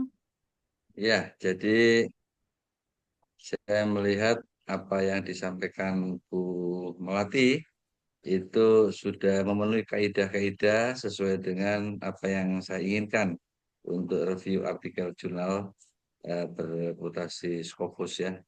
Dan saya suka karena Bu Melati, saya ingat itu konsisten terkait dengan topik ini ya. Konsisten dengan topik ini, sehingga tinggal pendalaman mencari grand teori yang paling tepat untuk kemudian nanti menjadi pengayaan ketika sudah mulai mempersiapkan proposal ya. Harapan saya ini nanti terus berkembang semakin dalam, semakin bagus. Secara khusus saya tidak memberikan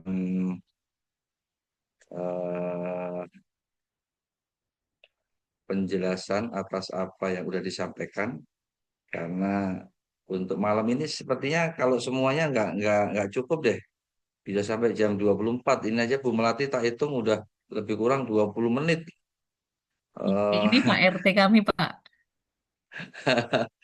Jadi oleh karena itu kalau saya hitung sampai jam 21 lebih 10 nanti ya hanya bisa mengakomodasi 4 orang deh, ya 4 orang. Makanya saya persilakanlah relawan-relawan yang mau presentasi, tidak saya tunjuk karena saya sudah lihat, udah baca, eh, ada 12 review jurnal di sini. Kemudian tinggal saya minta kalau Bu Melati tadi udah, silakan yang 3 lagi boleh deh, boleh para bidadari. Jadi karena ini Hari Kartini, boleh juga eh, bapak-bapaknya yang mau mengambil peran. Ini saya lihat misalnya reviewnya Pak eh, Rusman misalnya ya. Oh ini udah jadi proposal, ini sudah tinggal maju aja ini, seminar proposal ini Pak Rusman ini. Jadi 48 halaman akan luar biasa banget ini gitu. Jadi silakan deh, ayo angkat tangan siapa yang mau, atau Pak Ketua Kelas mau menyampaikan, silakan. Nggih, mungkin karena kita menghargai Hari Kartini, mungkin satu lagi nggih Pak Kadis nggih, Bu Ayu sebagai kandidat terakhir nggih. Bu Ayu dapat penunjukan dari Pak Ketua Kelas ini. Iya, Ini hak penunjukan prerogatifnya langsung. Pak Ketua Kelas soalnya ini. Silakan Bu Ayu. Oke.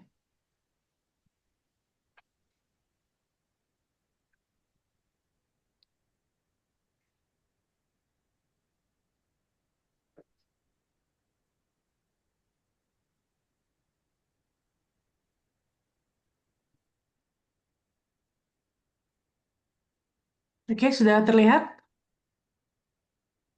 Ya,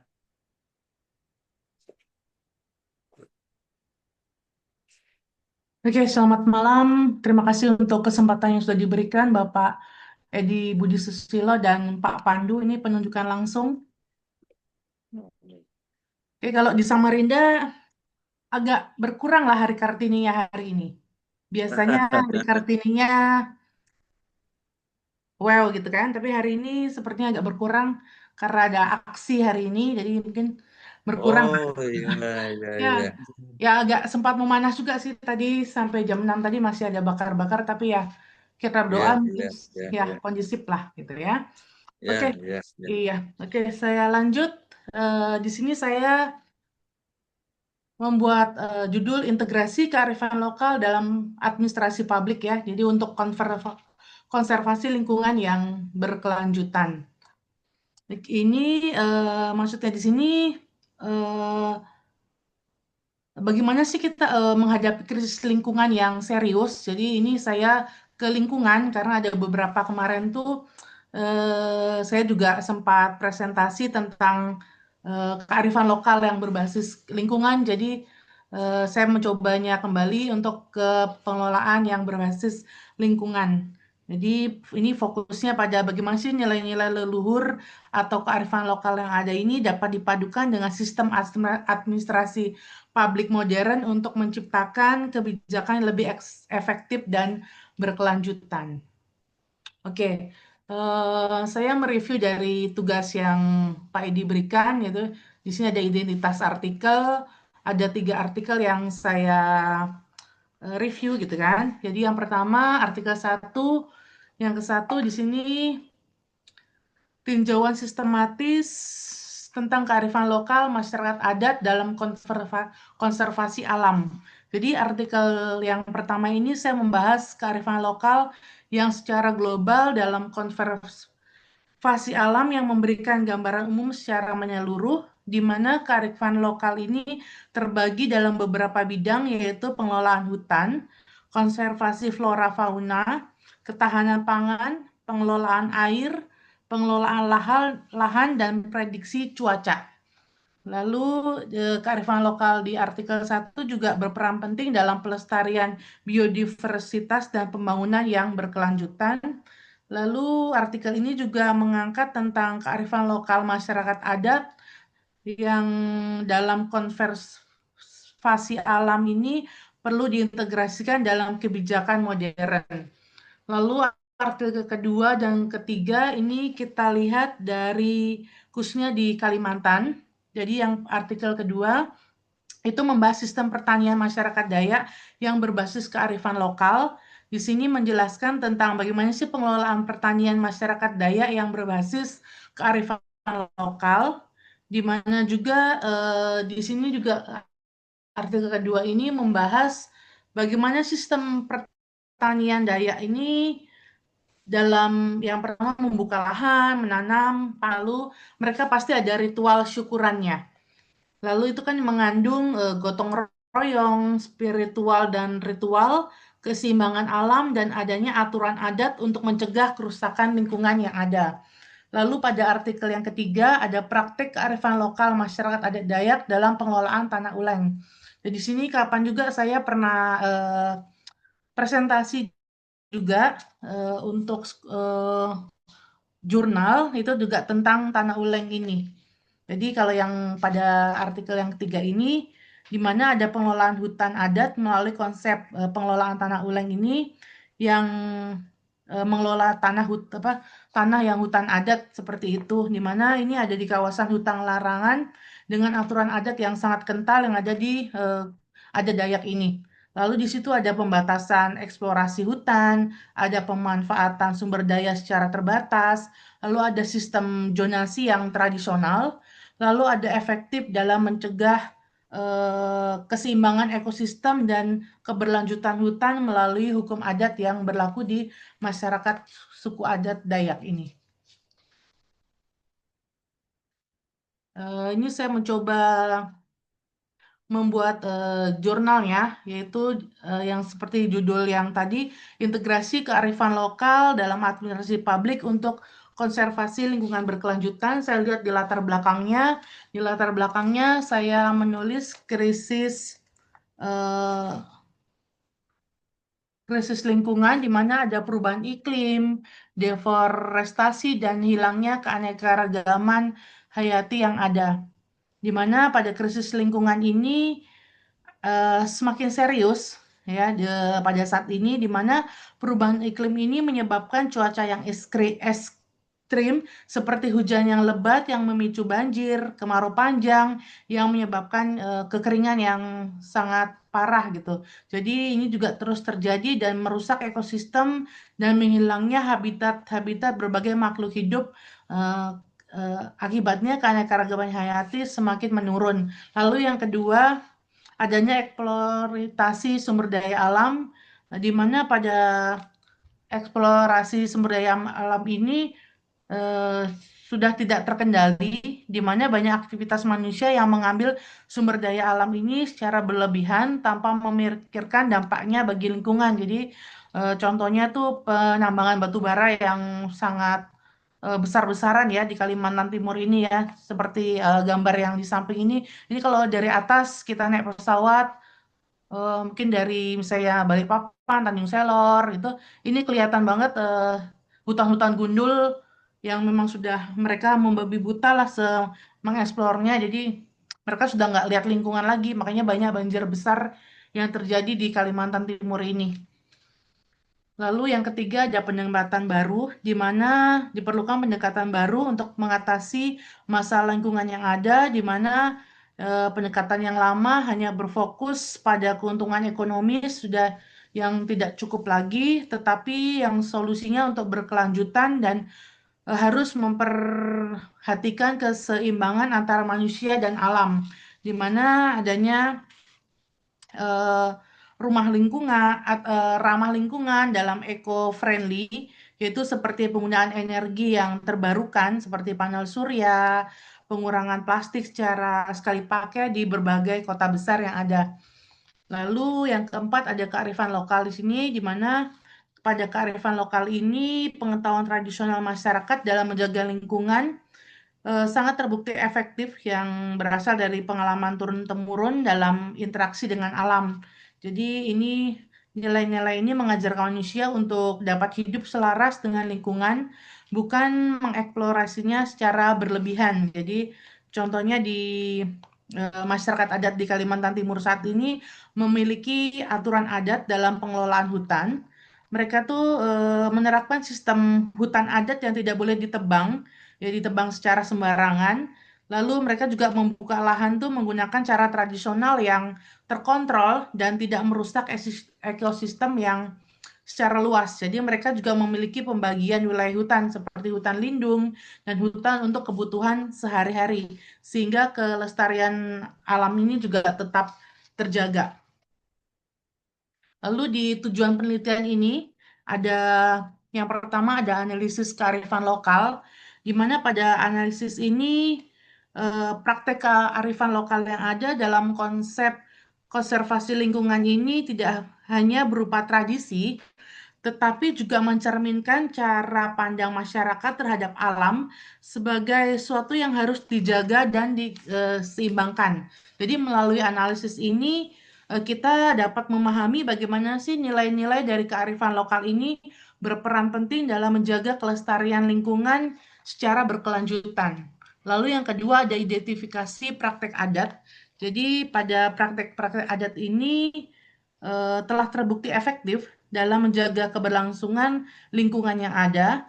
Jadi ini bertujuan untuk menggali bagaimana praktek yang ada atau nyata di masyarakat dalam kehidupan sehari-hari yang kurang diperhatikan, tetapi sebenarnya memiliki dampak besar terhadap pelestarian yang ada.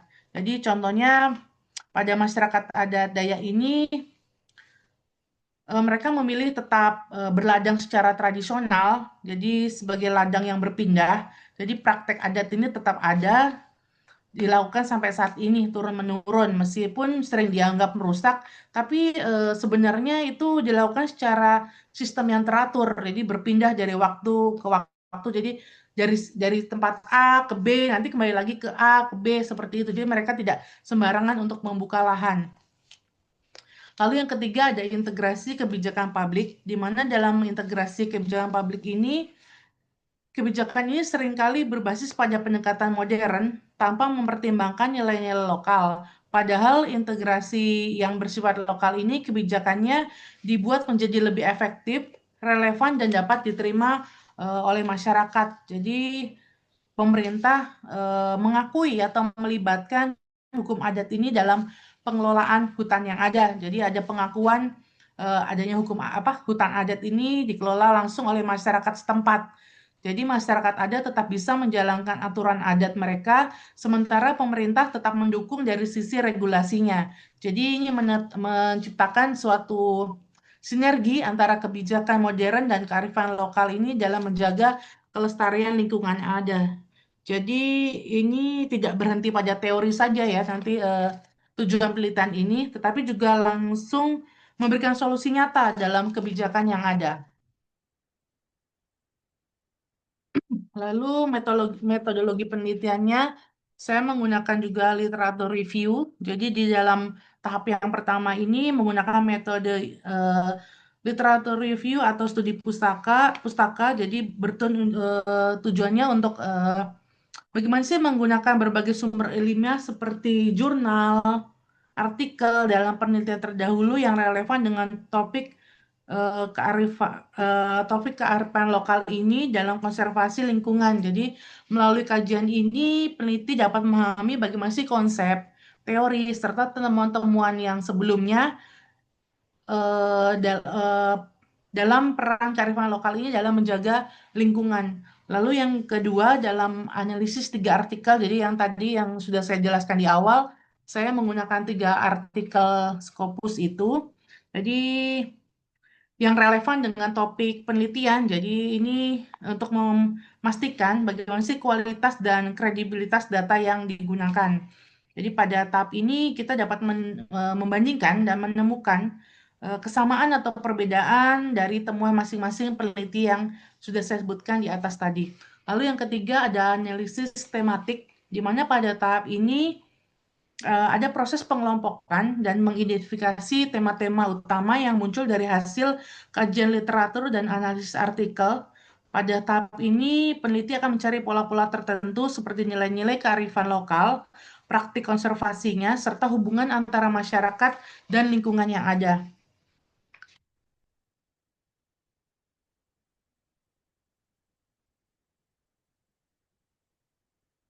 Oke, lalu lanjut ke kearifan lokal. Di sini saya menggunakan 3. Yang pertama berbasis budaya dan spiritual. Jadi pada poin pertama ini yang berbasis budaya dan spiritual, itu kearifan lokal ini sangat erat kaitannya dengan nilai budaya dan spiritual yang ada dalam masyarakat tradisional ini. Alam tidak hanya dipandang sebagai sumber daya saja, tetapi juga memiliki makna yang sakral yang harus dihormati. Jadi nilai-nilai ini diwariskan dari warisan turun-menurun dan membentuk cara pandang masyarakat dalam berinteraksi dengan lingkungan. Jadi hubungan antara manusia dengan alam menjadi lebih harmonis karena dilandasi oleh rasa hormat dan dan adanya saling rasa tanggung jawab. Jadi contohnya pada masyarakat Dayak ini hutan itu dianggap sebagai bagian dari kehidupan yang memiliki nilai spiritual. Mereka percaya bahwa ada roh atau penjaga hutan penjaga alam di dalam hutan itu. Jadi sehingga tidak boleh sembarang untuk merusaknya. Jadi beberapa area bahkan dianggap sakral dan tidak boleh diganggu. Itu kepercayaan itu sudah tidak langsung secara tidak langsung kepercayaan itu dalam menjaga kelestarian hutan karena masyarakat akan berpikir 2 kali sebelum merusaknya. Jadi karena adanya kepercayaan itu mereka oh ini nggak boleh gitu. Jadi mereka secara sakral lah. Lalu yang kedua ada kontrol sosial, di mana dilihat dari kearifan lokal dalam kontrol sosial ini terdapat aturan adat yang mengatur bagaimana sih perilaku masyarakat dalam memanfaatkan lingkungan yang ada. Jadi biasanya aturan ini tidak tertulis secara formal, ya, tetapi sangat mereka taati karena memiliki sanksi sosial maupun adat yang begitu jelas dengan mereka. Jadi adanya kontrol sosial ini masyarakat dapat menjaga bagaimana sih keseimbangan antara kebutuhan hidup dan kelestarian alam. Jadi misalnya seseorang tidak boleh menebang masyarakat Dayak itu tidak boleh menebang pohon di wilayah tertentu tanpa izin adat. Jika melanggar, maka akan dikenakan sanksi seperti denda adat atau kewajiban tertentu. Jadi sistem ini dibuat masyarakat untuk lebih bertanggung jawab dalam menjaga lingkungan karena konsekuensinya sudah cukup jelas. Lalu